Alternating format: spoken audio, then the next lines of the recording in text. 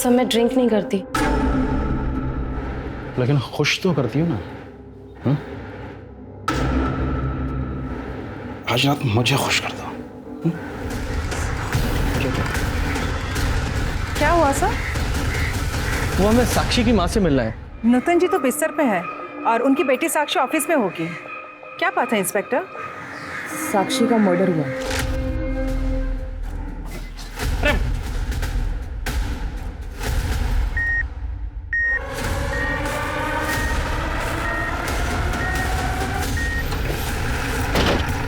Sir मैंने ही आपको phone किया था। मुकेश जी को हॉस्पिटल लाते वक्त हमने उनका स्टेटमेंट रिकॉर्ड किया, पर इससे पहले कि उनका स्टेटमेंट पूरा होता वो बेहोश हो गए। कहाँ है वो रिकॉर्डिंग? और हमें जरा इंस्पेक्टर साहब कैसे हो गया ये सब कुछ? वो ठीक तो है? आप शांत हो जाइए, जरा मेरे साथ आइए। ये मुकेश जी ने अपनी रिकॉर्डिंग में कहा है कि उनके पार्टनर सुरेश और नलिन उन्होंने उन पर हमला किया है। हो सकता है बिजनेस से रिलेटेड कोई प्रॉब्लम हो। आप बता सकती हैं उनका बिजनेस में कोई प्रॉब्लम चल रहा था क्या? इंस्पेक्टर साहब, इन्होंने अपने बिजनेस के बारे में कभी मुझसे कुछ डिस्कस ही नहीं किया, और सच कहूं तो मैंने भी कभी उनसे पूछा नहीं। लेकिन ये सुरेश और नलिन, इनके साथ तो इनकी अच्छी पटती थी। जहां तक मैं जानती हूँ कोई प्रॉब्लम नहीं थी। कैसे कर सकते हो सर? डॉक्टर साहब, अब कैसे है वो? हम पूरी कोशिश कर रहे हैं। प्लीज सर एक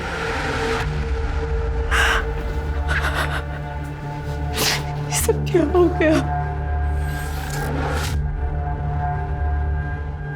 सर पेशेंट की कंडीशन काफ़ी क्रिटिकल है, बचने के चांसेस बहुत कम है। अगर आपको स्टेटमेंट लेनी है तो आप बात कर लीजिए।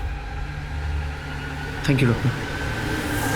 मुकेश जी, ये देखिए, ये रिकॉर्डिंग देखिए। आप बिना प्रेशर लिए सिर्फ इशारे में बताइए, क्या ये स्टेटमेंट आपने रिकॉर्ड किया अपनी मर्जी से?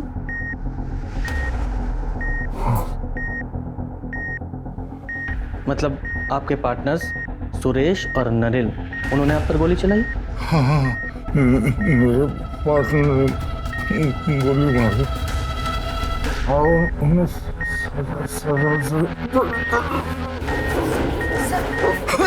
आप बाहर जाइए। नर्स बैग नीचे करो।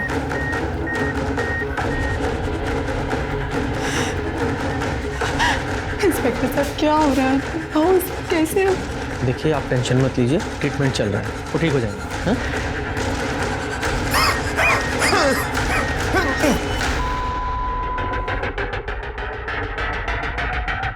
आई am sorry, he is no मी।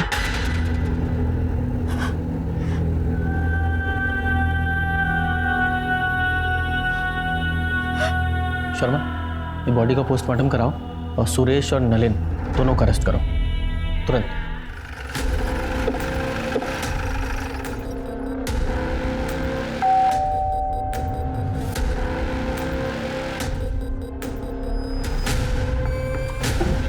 इतनी रात को कौन आया?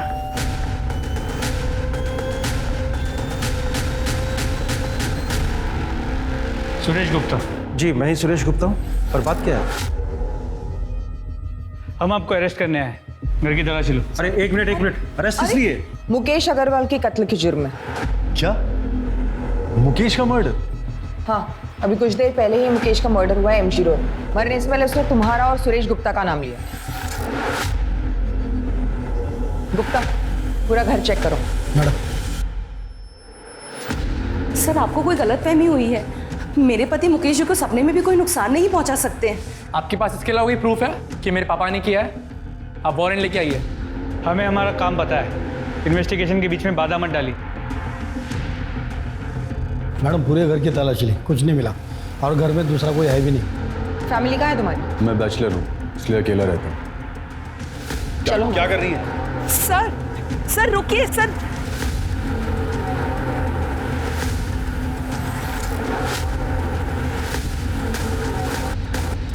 मुकेश का खून तूने किया ना?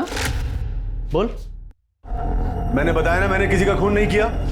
आवाज कम कर, झूठ बोल रहा है तू। वीडियो देखा ना तूने? मरता हुआ आदमी झूठ बोलता है क्या? हाँ? लेकिन सर ये कैसे पॉसिबल है? कल रात को मैं अपने बीवी बच्चों के साथ बर्थडे पार्टी में था। मेरे कजन के बेटे की बर्थडे पार्टी थी रेस्टोरेंट में।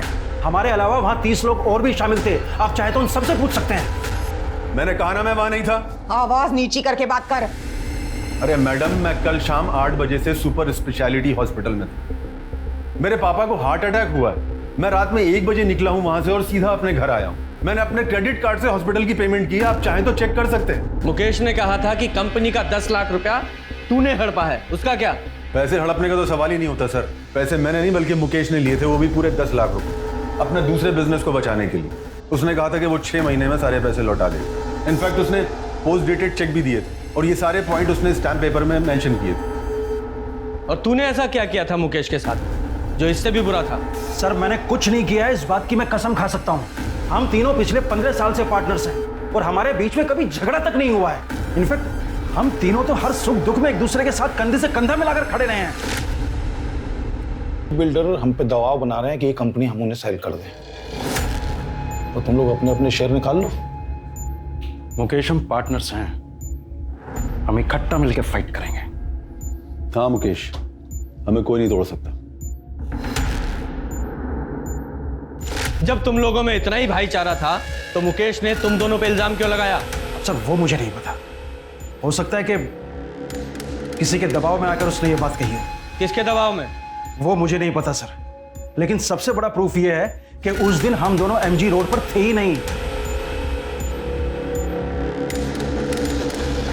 सर सुरेश के बयान को वेरीफाई किया, वो सच कह रहा है। उस रात सच में वो बर्थडे पार्टी के लिए रेस्टोरेंट में गया हुआ था और रेस्टोरेंट के सीसीटीवी कैमरा में वो साफ नजर आ रहा है। रात के 1 बजे वो वहां से अपने बीवी और बच्चे के साथ निकला था। तो सर चांस ही नहीं है कि रात 12 बजे वो एमजी रोड पे हो। सर परवेश और कार्तिक को लगभग 12 बजे के आसपास मुकेश एमजी रोड मिला था और उस वक्त नलिन सुपर स्पेशलिटी हॉस्पिटल में था, जहां पर उसने अपना क्रेडिट कार्ड यूज किया था बिल पे करने के लिए।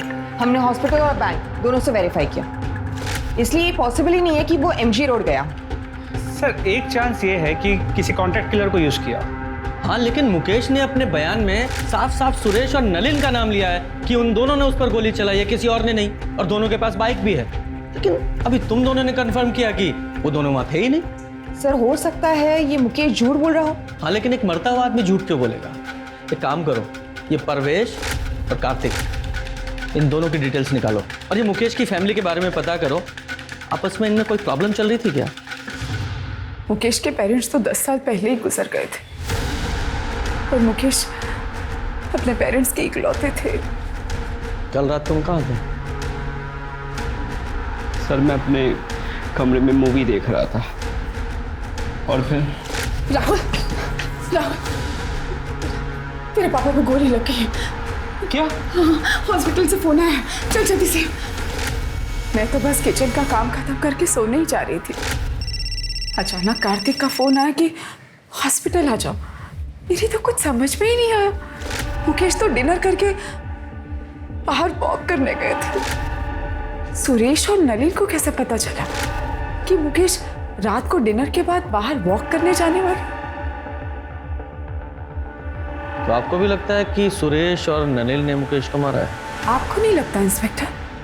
I mean, मुकेश ने अगर कहा है तो सच ही कहा होगा ना। वो झूठ क्यों बोलेंगे?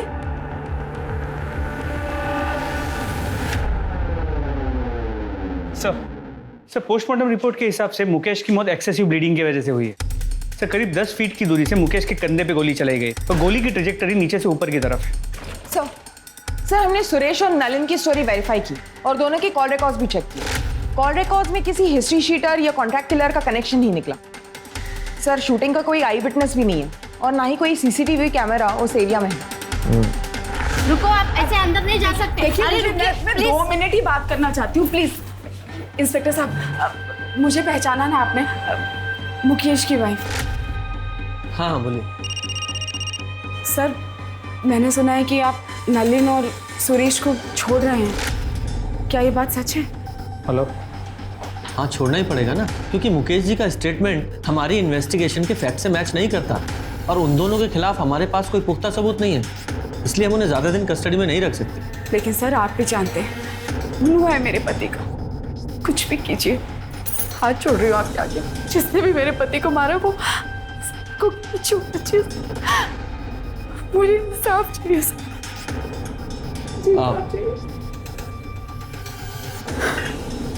आप बिल्कुल चिंता मत कीजिए, जैसे ही कोई प्रोग्रेस होगी हम आपको इन्फॉर्म करेंगे। Thank you. सर, इस परवेश के बारे में एक इंपॉर्टेंट इन्फॉर्मेशन मिली। ये परवेश ये बिल्डर्स का मेन लॉयर हुआ करता था 1 साल पहले तक, लेकिन किसी बात को लेकर मुकेश ने उसे कंपनी से निकाल दिया। पर ये बात इस परवेश ने हमसे क्यों छुपाई कि वो मुकेश अग्रवाल को जानता था? सर, आप जो कह रहे हैं वो बिल्कुल ठीक है, पर पता नहीं उस दिन मेरे दिमाग से कैसे निकल गया कि मैं आपको बताता कि मैं मुकेश जी को जानता था। अरे ऐसे कैसे दिमाग से निकल गया? आप खुद एक लॉयर है ना, आपको कम से कम हमसे नहीं छुपाना चाहिए था।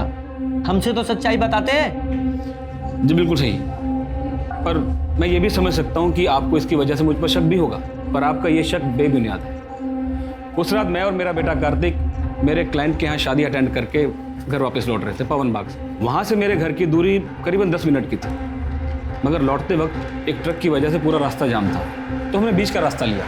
तो हमें करीबन 15 मिनट लगे और वही रास्ते पर हमें मुकेश जी पड़े मिले।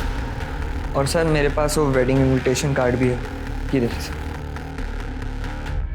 आप गनीमत समझिए कि हमने ये वीडियो रिकॉर्ड कर ली, वरना आपको तो हम पर शक होता। अच्छा, एक बात बताइए, मुकेश ने आपको अपने कंपनी से क्यों निकाला था?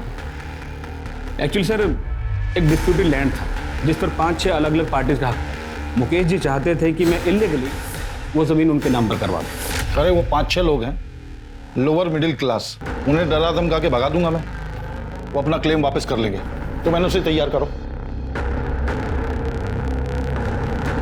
नहीं मुकेश, ये सब इलीगल है, नहीं करूँगा। तो आज के बाद तुम्हारी जरूरत भी नहीं है मुझे, तुम जा सकते हो।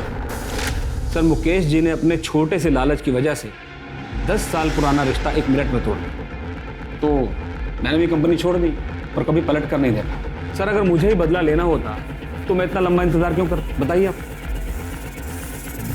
सर, परवेश ने जो कहानी बताई थी वो करेक्ट है। वो लोग उस रात सच में शादी में गए हुए। शादी के वीडियो फुटेज में वो लोग साफ नजर आ रहे हैं। और सर, उस रात हाईवे पे सच में ट्रैफिक जैम था, जैसे परवेश ने बताया था, इसीलिए उन्होंने अंदर का रास्ता लिया। सर हमने सुरेश और नलिन की स्टोरी वेरीफाई की, सब सच बोले।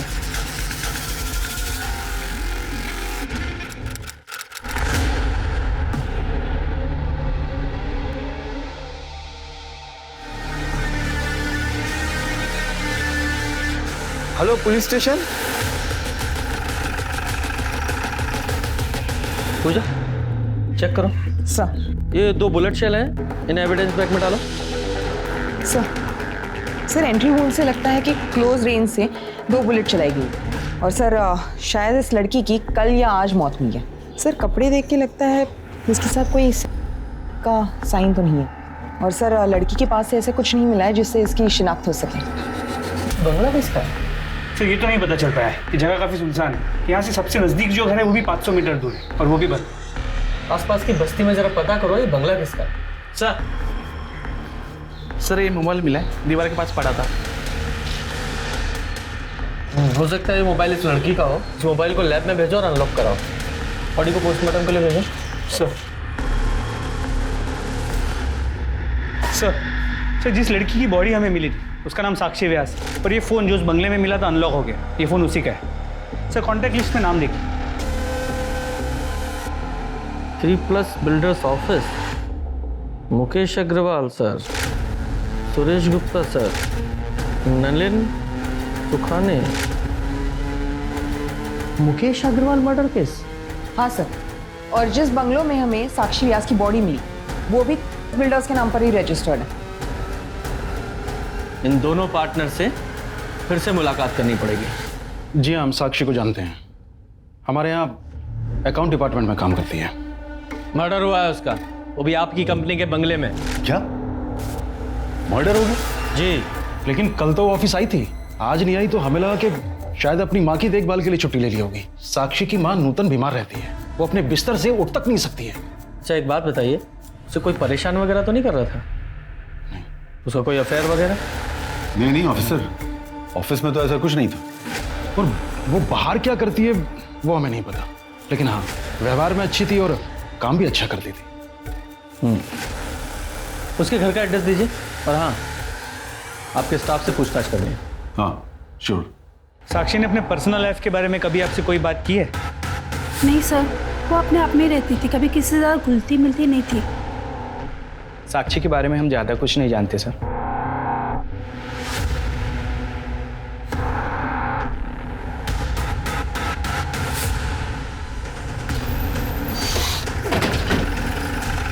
सही है ना?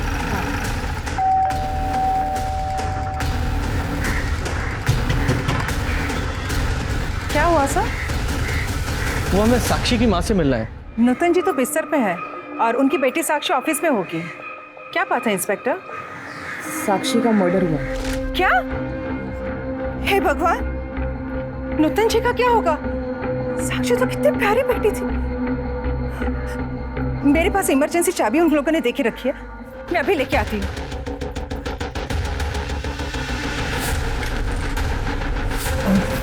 सर ऊपर प्लीज।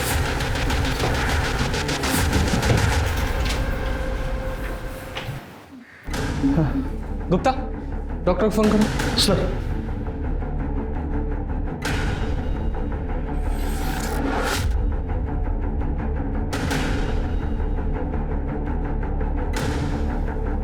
पूजा, जरा आस पड़ोस में साक्षी के बारे में पता करो। सब आप आइए। भगवान साक्षी जैसी बेटी सबको दे। इतना साल से उसकी माँ बीमार रहती थी कि 3 साल पहले उन्होंने बिस्तर ही पकड़ ली, पर साक्षी, उसने कभी हिम्मत नहीं हारी। मैंने तो साक्षी से कहा भी था कि अपनी माँ को ओल्ड एज होम में शिफ्ट कर दी। माँ की सेवा मेरे जैसे और कौन करेगा रंजना आंटी? और जब तक मैं हूँ, मैं किसी और से माँ की सेवा क्यों करवाऊँ?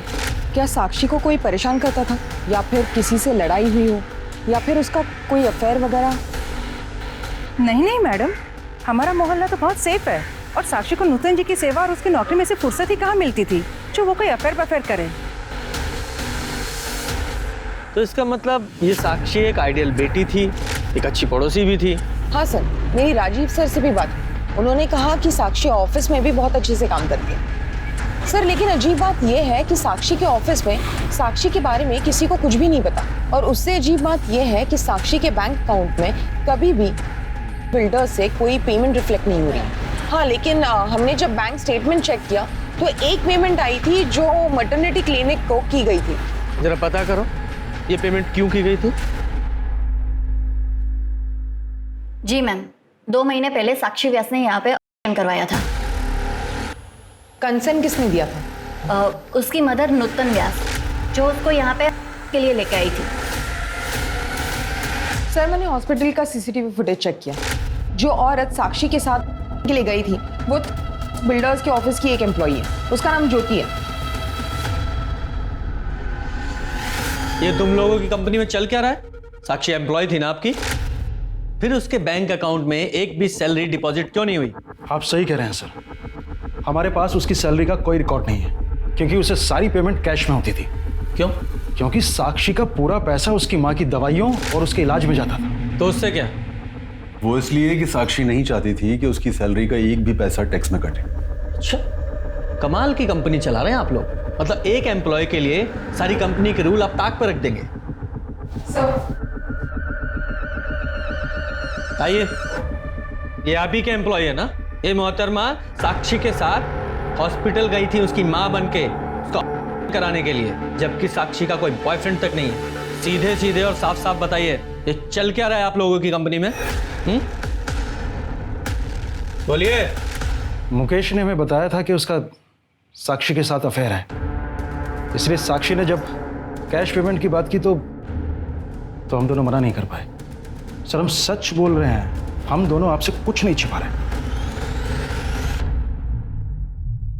ये मुकेश मर्डर केस की इन्वेस्टिगेशन के दौरान ये एंगल तब सामने नहीं आया था। सर साक्षी की पोस्टमार्टम रिपोर्ट के हिसाब से उसकी मौत 4 मार्च को 4 से 6 बजे के बीच हुई, और सर 2 बुलेट्स फायर की गए जिसकी वजह से उसके इंटरनल ऑर्गन डैमेज हुए और उसकी मौत हो गई। और सर बैलिस्टिक रिपोर्ट के हिसाब से जिस गन से साक्षी को मारा गया था उसी गन का इस्तेमाल हुआ था मुकेश को मारने के लिए भी। मतलब साफ है कि साक्षी और मुकेश मर्डर केस आपस में कनेक्टेड हैं। हमारे पास जितने भी एविडेंस है मुकेश मर्डर केस के वो सारे इकट्ठा करो। हम मुकेश मर्डर केस को रीओपन करने के लिए कोर्ट में एप्लीकेशन दे रहे हैं। सर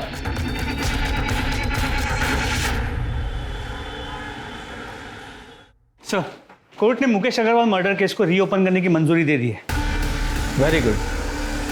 शुरू से शुरू करते हैं। सबसे पहले मुकेश अग्रवाल के घर चलते हैं।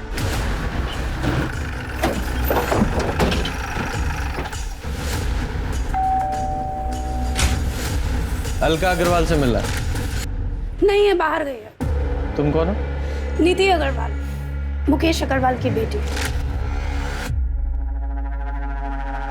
लीजिए, आ गई आपकी अलका मैडम।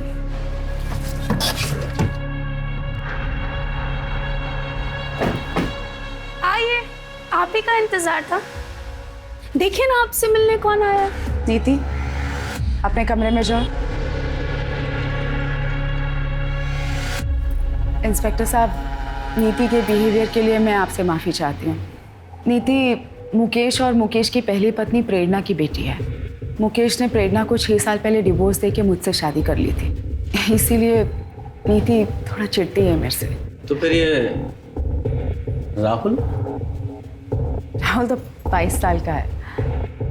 दरअसल मुकेश और मेरे रिलेशन के बारे में हमने प्रेरणा को कभी कुछ नहीं बताया था, लेकिन 6 साल पहले प्रेरणा को हमारे रिलेशनशिप के बारे में पता चल गया और प्रेरणा ने मुकेश से डिवोर्स ले लिया। उसके बाद डिवोर्स देकर वो नीति को भी बनाकर जाने कहाँ चली गई। और नीति उस वक्त वो सिर्फ 20 साल की थी और उसे ये लगता था कि उसके पेरेंट्स के डिवोर्स का सबसे बड़ा कारण मैं ही हूँ। मुकेश की पहली पत्नी प्रेरणा, वो कहाँ है? उसके बारे में मुझे कुछ नहीं पता। हाँ, इतना कह सकती हूँ कि जब तक मुकेश जिंदा थे वो हर महीने प्रेरणा को कुछ पैसे भेजा करते थे। मुकेश का अफेयर तो उसकी कंपनी के अकाउंटेंट साक्षी के साथ भी था, उसका भी ख्याल रखते थे वो। साक्षी? कौन साक्षी? माफ कीजिए, मैंने तो ये नाम कभी सुना ही नहीं है। मैं नहीं जानती इस लड़की को कौन है ये। झूठ क्यों बोल रही है? सबको पता है कि मेरा बाप कितना और कितना इंसान। नीति, तू चुप कर। सर, मेरे बाप ने पहले इसके लिए मेरी माँ को छोड़ा और फिर तीसरा अफेयर चलाया साक्षी के साथ, और जैसे ही इसको पता चला इसने। खबरदार जो मुझसे झूठ खाता, सब समझ में आ रहा है मुझे। कौन है ये साक्षी? उसी की वजह से आजकल संडे को भी आपको ऑफिस में काम आ जाता है। ऑफिस में वर्कलोड है तो काम करूंगा ना। झूठ मत बोलिए मुझसे। यही एक्सक्यूजेस तुम प्रेरणा को दिया करते थे मेरे लिए। आज वही झूठ आप साक्षी के लिए मुझे बोल रहे हो। आप साक्षी, ऐसा कुछ भी नहीं हुआ था। तो जाने मैं क्या क्या इमेजिन करती रहती है। और सच तो ये है कि ये तो हमेशा यही चाहती थी कि हम लोगों में हमेशा झगड़े होते रहे। झूठ बोलना बंद करो। सर, अगर आपको मेरी बात पे यकीन नहीं है ना, बस राहुल से पूछ लीजिए। नीति, क्यों मेरा घर करने पे तुली पड़ी है तू? घर मैंने किया या तूने हमारा घर?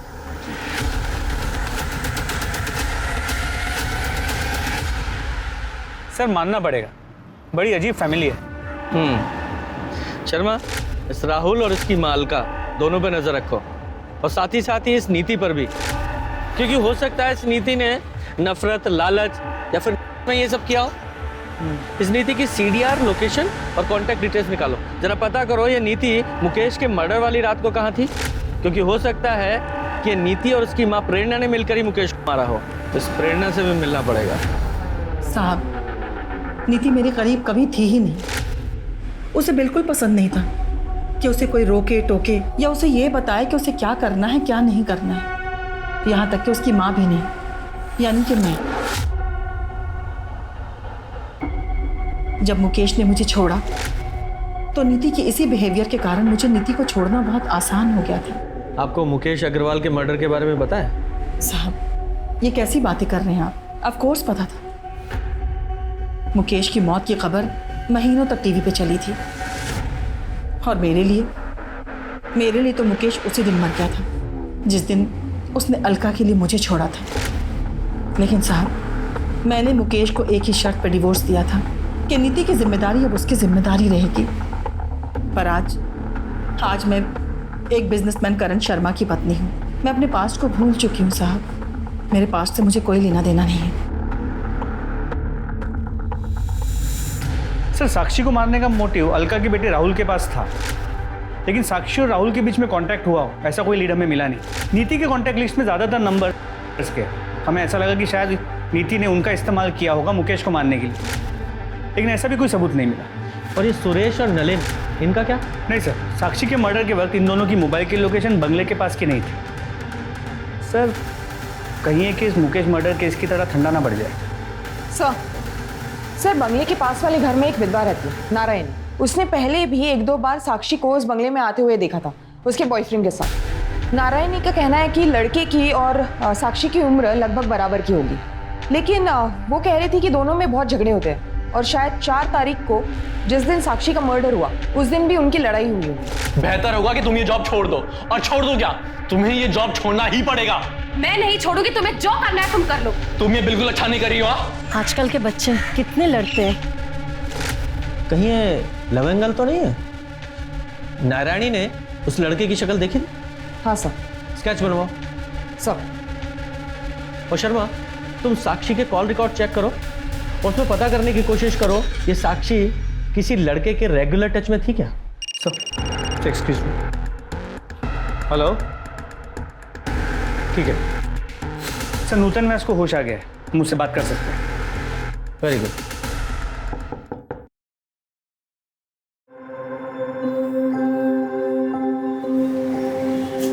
नमस्ते। सर आप लोग, साक्षी कहाँ है? साक्षी ने हमें यहाँ भेजा है। उसने कहा है कि आप घर चलिए, मैं आती हूँ, तब तक आपसे बातें करते हैं। साक्षी के बारे में कुछ बताइए ना। साक्षी तो लगता ही नहीं मेरी बेटी है। उसने माँ की तरह मेरा ख्याल रखा।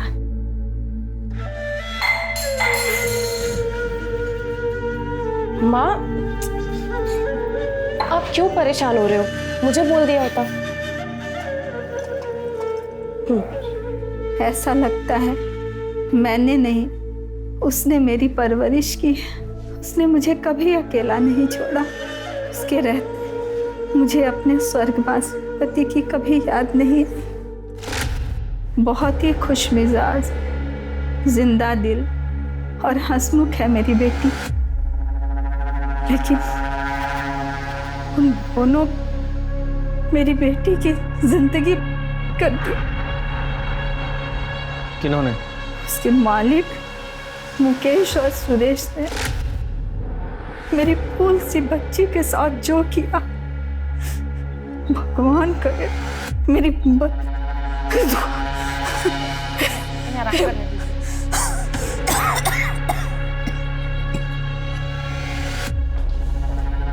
शर्मा, इस सुरेश को अरेस्ट करने की तैयारी करो। बोल, साक्षी को क्यों मारा? नहीं मारा मैंने साक्षी को। ये ऐसे नहीं बताएगा, जरा इसकी और खातिरदारी करो तब बताएगा। नहीं सर, मैं मानता हूँ कि उस दिन जब मैंने साक्षी और मुकेश को साथ में देखा था तो मेरी नीयत खराब हो गई थी। बस मुझे लगा जब वो मुकेश के साथ सकती है तो फिर मेरे साथ क्यों नहीं। इसलिए एक दिन मैंने उसे किसी काम में उलझाए रखा, और जब सब ऑफिस से चले गए और उसके और मेरे अलावा ऑफिस में कोई नहीं बचा, तब सर ये मैंने आउटस्टैंडिंग अमाउंट की डिटेल्स मेल कर दी। सर मैं निकलती हूँ। अरे रुको, इतनी जल्दी क्या जाने की?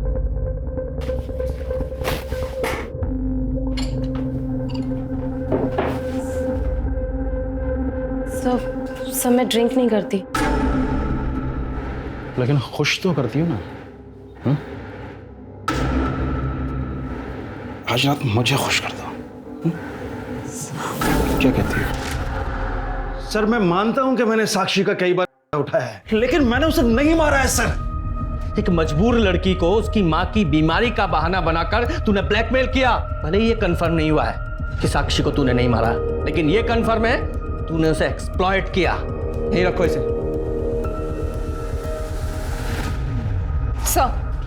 सर नारायणी के हिसाब से यही वो लड़का है जो साक्षी के साथ उस बंगले में आता था। ऐसा लग रहा है देखा है मैंने इसे, पर फिलहाल पहचान में नहीं आ रहा। हाँ देखा था। साक्षी के सीडीआर को चेक किया। सुरेश के बेटे आर्यन और साक्षी के बीच कई बार बात हुई, और सबसे इंपॉर्टेंट बात यह है कि साक्षी के मर्डर वाले दिन भी आर्यन ने साक्षी को फोन किया था। यस,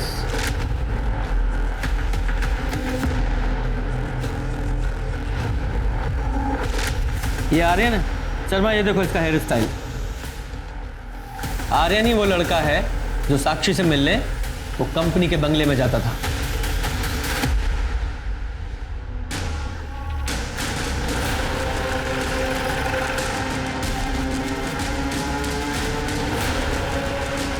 एक सेकेंड, पापा ऑफिस में नहीं है और ना ही नलिन अंकल। तेरे पापा तो ऑलरेडी हमारे मेहमान हैं और अच्छा है नलिन में यहाँ नहीं है, क्योंकि तेरे से सवाल करते तो खामा-खा अड़ंगा लगाता। क्या मुझसे सवाल? क्यों? केबिन में बात करें? केबिन में क्यों, यहीं कीजिए सबके सामने। ठीक है, अगर तुझे प्रॉब्लम नहीं है तो यही पूछ लेते हैं। साक्षी को तू कितनी अच्छी तरह से जानता था? साक्षी मैं नहीं जानता था। झूठ बोलता है। इस कंपनी में एम्प्लॉय थी वो और बोलता है नहीं जानता। हाँ मतलब मैं उसे एम्प्लॉय की तरह जानता हूँ बट पर्सनली नहीं। तो फिर कंपनी के बंगले में उससे क्यों मिलने जाता था? एक सेकेंड, क्या बोले जा रहे हैं आप? कुछ ही मत बोलिए आप। कुछ भी नहीं बोल रहा हूँ। आई विटनेस है हमारे पास जिसने तुझे और साक्षी को उस बंगले में कई बार देखा था। 4 मार्च को जिस दिन साक्षी का मर्डर हुआ, तेरे फोन की लोकेशन उसी बंगले के पास की है। बोल क्यों हमारा साक्षी को? और क्या करता मैं सर? मैंने उस साक्षी को कितनी बार वार्न किया, उससे भीख तक मांगी कि वो मेरे पापा से नहीं मिले, पर वो मेरी एक नहीं सुनती थी। मेरी माँ उसकी वजह से कितना परेशान हो रही थी। नहीं, कहाँ था मतलब? ऑफिस में तो नहीं थे। सारे दिन ऑफिस में रहता हूँ क्या? बाहर मीटिंग्स भी होती हैं। हाँ, ऑफिस में साक्षी के साथ मीटिंग के लिए जगह नहीं मिलती तो बाहर मीटिंग करते हो। मेरे मामलों से ना दूर है, मतलब वरना क्या? हाँ बोलो, वरना क्या? अरे बात तो पूरी करके जाओ, वरना क्या? ये हमारी घर की हर रोज की कहानी हो गई थी सर, तो हमने सोचा कि हम इस झगड़े को सुलझा देते हैं। तो हमने साक्षी को कंपनी के बंगलों में बात करने के लिए बुलाया। लेकिन मेरी इसमें कोई गलती नहीं है। तुम्हें अपने पापा से बात करनी चाहिए। मैं बेवकूफ नहीं हूँ। ये काम करके तुम अमीर बनना चाहती हो ना? मैं तुम्हें मेरी फैमिली बर्बाद नहीं करने दूंगा। बेहतर होगा कि तुम ये जॉब छोड़ दो। और छोड़ दो क्या, तुम्हें ये जॉब छोड़ना ही पड़ेगा। मैं नहीं छोड़ूंगी, तुम्हें जो करना है तुम कर लो। तुम ये बिल्कुल अच्छा नहीं कर रही हो। लेकिन मेरे लिए यही अच्छा है। मैं तुम्हें तुम्हारी माँ की इलाज के लिए पैसे दे दूंगा, लेकिन तुम बस मेरे पापा का पीछा छोड़ दो बस।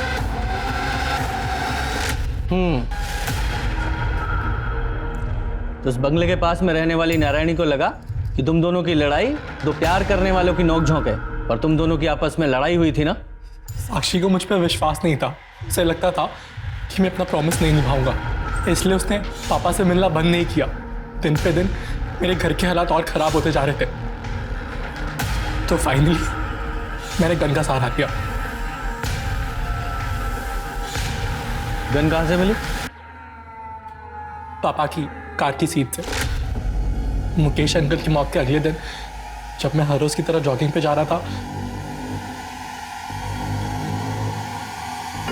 पापा बहुत गुस्सा होते अगर उन्हें मालूम पड़ता कि मैंने उनकी गन छुई है। इसलिए मैंने सोचा कि मैं उन्हें बताऊंगा ही नहीं। इसलिए पापा के डर से मैंने उस गन को सेफ जगह छुपा दिया।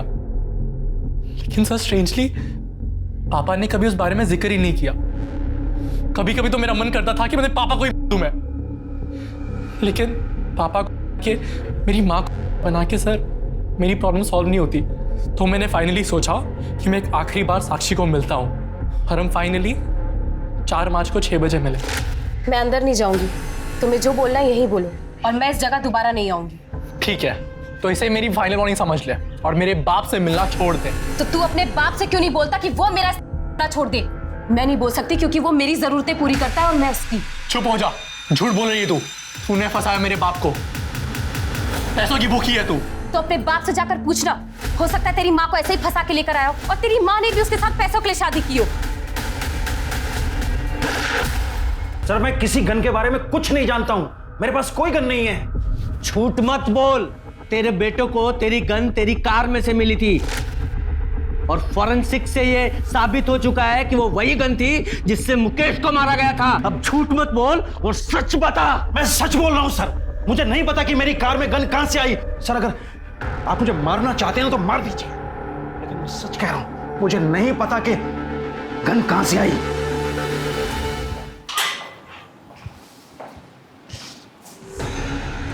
शर्मा, कहीं ये सुरेश सच तो नहीं बोल रहा है? कोई सचमुच में ही सुरेश को मुकेश के मर्डर में फंसाने की कोशिश कर रहा हो? सर जब ऑफिस में पूछताछ की थी तो वहाँ के लोगों ने कहा था कि ऑफिस की कार तीनों पार्टनर्स यूज़ करते हैं और एक एक्स्ट्रा चाबी ऑफिस में भी होती है। हाँ, तो ऐसा हो सकता है ना कि या तो कातिल इन तीनों पार्टनर्स की फैमिली में से ही कोई है, या फिर इनके अलावा कोई ऐसा आदमी जिसकी पहुंच उन चाबियों तक थी। उसने मुकेश का मर्डर किया और गन इस सुरेश की कार में प्लांट कर दी। कौन हो सकता है ऐसा? इसमें साफ साफ तो लिखा है कि मुकेश अग्रवाल को जो गोली मारी गई वो सीधी नहीं बल्कि नीचे से ऊपर की तरफ। इतनी बड़ी भूल हमसे हुई कैसे? सर ये बात तो मैंने आपको बताई थी, इसमें भूल कैसे? भूल यही है कि हमने इतनी इंपॉर्टेंट इंफॉर्मेशन को नजरअंदाज किया है। मतलब मैं तुम्हें समझाता हूँ। मुकेश अग्रवाल की हाइट 6 फीट की थी और पोस्टमार्टम रिपोर्ट के हिसाब से उसे लगभग 10 फीट दूर से गोली मारी गई और गोली की ट्रैजेक्टरी नीचे से ऊपर की तरफ थी। जनरली लोग जब शूट करते हैं तो वो चेस्ट पे निशाना लगाते हैं, लेकिन मुकेश को गोली शोल्डर पे लगी। इसका मतलब वो कोई प्रोफेशनल शूटर नहीं था जो सिर्फ 10 फीट की दूरी से सही निशाना नहीं लगा पाया। शर्मा, जरा शोल्डर को एम करो और शूट करो।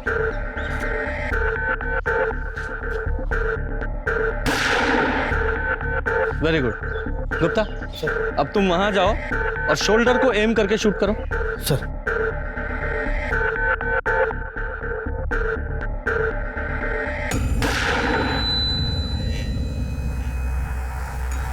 करेक्ट। शर्मा, जरा इधर आओ। ये देखो, ये वो टारगेट है जो तुम्हारी बुलेट से हिट हुआ। वो एकदम सीधी बॉडी के पार हुई है और गुप्ता ने जो शोल्डर पे गोली शूट की उसकी ट्रैजेक्टरी नीचे से ऊपर की तरफ। मतलब जिसने भी शूट किया है उसकी हाइट मुकेश की हाइट से काफी कम थी। गुप्ता, तुम्हारी हाइट कितनी है? सर मेरे 5 फुट 8 इंच। शर्मा, हमारे सस्पेक्ट्स में से किसकी हाइट 5 फुट 8 इंच की है? जरा पता लगाओ। सर